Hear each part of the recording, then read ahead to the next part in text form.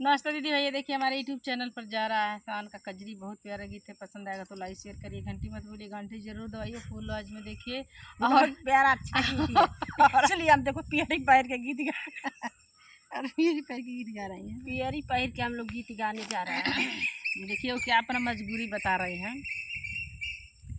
हम तेरा तिभार बीनली चटैया पिया आवेला रोइया पिया ना। हम तेरा तिभार बीनली चटैया पिया आवेला रोइया पिया ना। जेवना बनौल जेवलो न जल रे, जेवना बनौल रे जेवल न जल।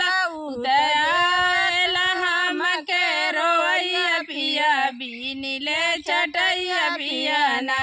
इतयाला हमके रोइया पिया बीनिले चटैया पिया ना।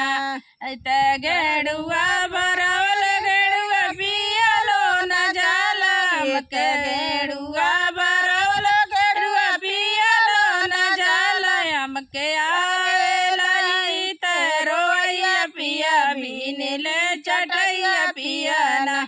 हमके आवेला इत रोइया पिया बीनिले चटैया पिया ना। बीरवा बनवलो बीरवा कुचलो न जाला। बीरवा बनवलो बीरवा कुचलो न जाला। आवेला हमके रोइया पिया बीनिले चटैया पिया ना। हम तबीनिल राती भर चटैया पिया आवेला रोइया पिया ना। हम से जिया लगावल से जिया सोवलो न जाला। से जिया लगावल से जिया सोवलो न जाला। इत याद आव पियावा के हमके रोइया पिया बीनिले चटैया पिया ना।